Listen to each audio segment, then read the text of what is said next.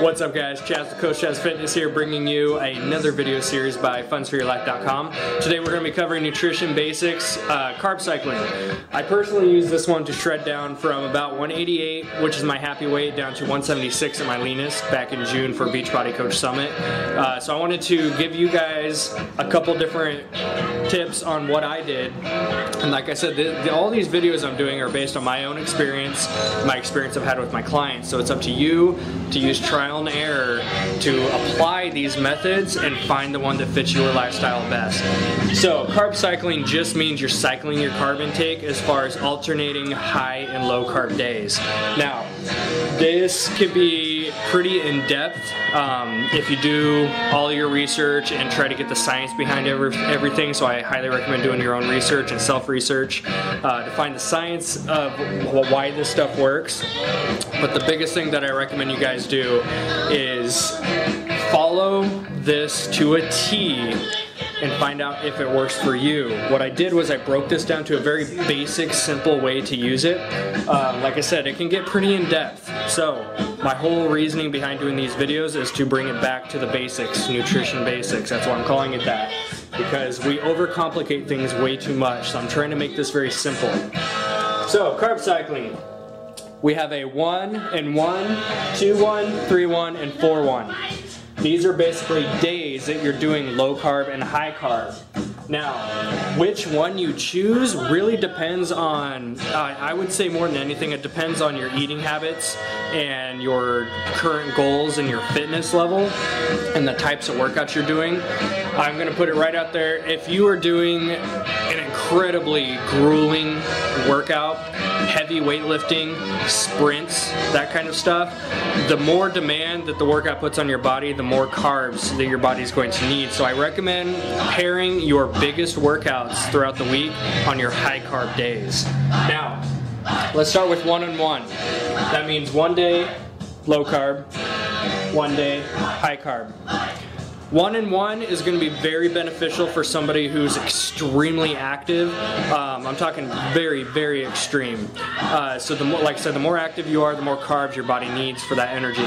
So the 1 and 1 is going to be great because you're just alternating days. One day low carb, one day high carb. So that's going to be a good one for that. Another one that I'll tell people to use 1 and 1 method for is if you have eating addictions. Like for myself, I was severely addicted to fast food. I'm talking like 5-6 days a week I was eating fast food. But you know, when I was 50 pounds heavier than I am now. So as somebody who's been through the struggle of being addicted to eating a lot and a lot of crappy food, I couldn't start off doing 4 days low carb, 1 day high carb. I could not stick with that mentally. I'd hit the 2 or 3 day mark, and you know, those cravings would be so deep and intense that I would just cave and binge eat. So 1 and 1 is great for a beginner who does struggle with eating habits, because I know I personally, when I first started, I could not jump straight into the whole thing. I had to work my way up, baby steps. I'm a fan of those. So if you are either extremely active and you need more carbs, 1 on 1 is going to be great for you. If you are just a beginner or you struggle with addictive eating or emotional eating, those patterns of binge eating type of stuff, start with 1 on 1. That way you can baby step it. Go your first week doing 1 day low carb, 1 day high carb. Alternate for those 7 days.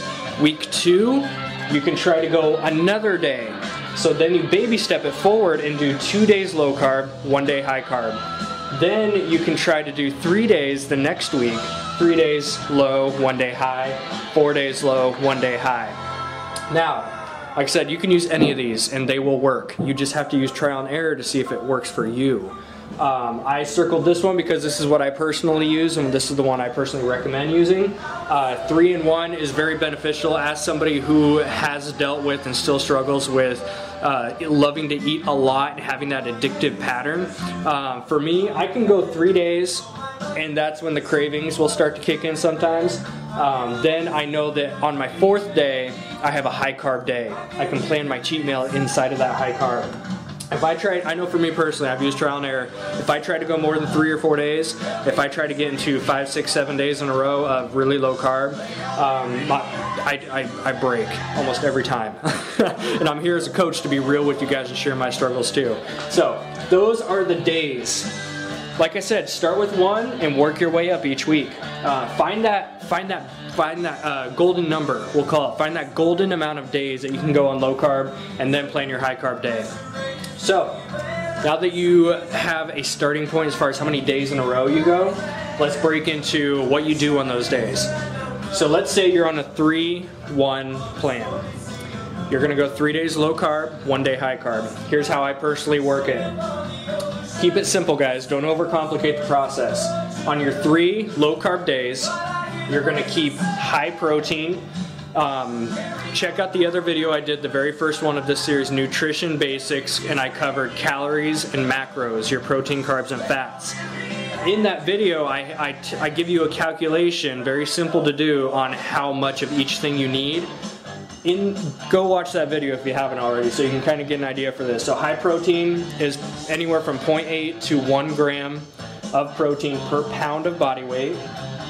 High fat is anywhere between 0.3 and 0.5 grams per pound of body weight, all covered in that other video.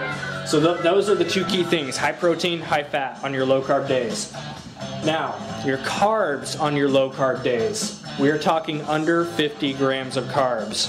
And even better, if you can get that 50 grams of carbs in your post-workout meal or shake, that's even better. Carbs are more beneficial around your workout time than any other time of day. So, that's how you break that down. High protein, high fat, low carb means under 50 grams. You can even go for under 30 grams if you want to go into kind of a ketosis phase.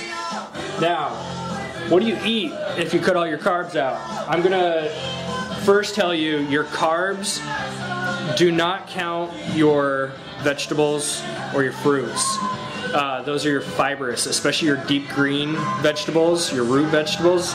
Those are going to be your fibrous carbs. You need those, especially on these low carb days. So if you're using MyFitnessPal or something to track all this, don't plug in your fruits and vegetables. I'm talking about breads, rices, pastas, all that kind of stuff. So you pretty much stick with kind of a paleo approach. You're going to do meat, veggies, nuts, seeds, and oils like coconut oil and olive oil. So that's your low carb day. So you do that for 3 days. High carb. This is where I recommend you plan your reward, like I said right there. And I prefer the word reward over cheat, because you can't really cheat on a diet. Food is food, whether it's chemically man-made and enhanced. It's stuff that has nutrients in it that you're putting in your body. There's some that are better options than others, obviously, as far as health is concerned. So I just want you to plan your reward meals on your high carb days, because if you break down and eat something that you know you're not supposed to eat on one of your low carb days, you're gonna feel guilty and just regret the whole thing, and it's gonna bring your demeanor down. So just try your best to plan it on one of your actual high carb days. Like I said, that's why you can start with these baby steps here. Start with 1 day on, 1 day off, 2 days on, 2 days, or 1 day off, that kind of stuff. Now, your high carb day. Still keep your high protein at about 1 gram per pound of body weight. You're gonna do lower fat. For lower fat, let's say on an average day, if you are typically eating like, let's say 80 grams of fat, and that's on a low carb day, what you're gonna do is drop it down to probably 40 or 50. So with higher carbs, you wanna do lower fat. With lower carbs, you do higher fat. They're completely opposite. So always keep that in mind there. So high protein, low fat. For males, this is where the fun part is, your carbs. You can load up on 300 to 400 grams of carbs. Females, you can do 200 to 300 grams of carbs. And that's where the fun stuff is at. You get to pretty much load up. Because with carb cycling, especially if you're doing something like 3 or 4 days in a row, your first day, you're pretty much still running on your stored glycogen, which is blood sugar and all that kind of stuff. But by days 2, 3, 4, your body starts to get fully depleted of all of that. So it's going to have to grab energy from somewhere. It gets to the point, you know, you're burning body fat more than anything.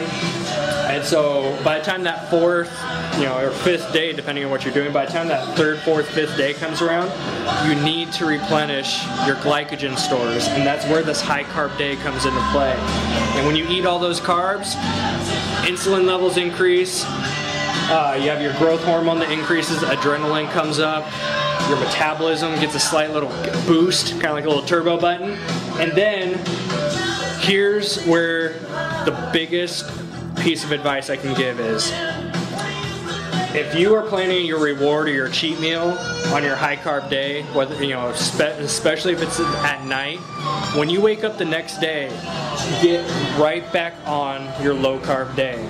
Don't let this high carb day or cheat day turn into a 2 or 3 day binge. I know that's what I used to do when I first started P90X 5 years ago. I only lost like 12 pounds throughout the whole 90 days because I would eat really clean for 2 or 3 days. I would have a cheat meal, and then it would turn into 3 or 4 days of, binge eating. And that's not the way to do it, guys. Don't abuse the process. Go 2 or 3 days. Like I said, start out at 1 if you need to. Just try it out. Low carb, high protein, high fat, under 50 grams of carbs. And then when that glorious high carb day comes around, like I said, plan one of your biggest workouts on these days because you're going to have the energy for it. High protein, low fat, 300 to 400 carbs for guys, 200 to 300 grams for you females. So there you have it. This has been Carb Cycling 101. Like I said, there's tons of videos and articles out there about this stuff that goes way more in depth with it. So do some research, pick one of these methods, apply it to your nutrition and your lifestyle, see how it works out for you. This has been Coach Chaz. Be sure to check out our sponsor, funsforyourlife.com. Live in excellence, my friends.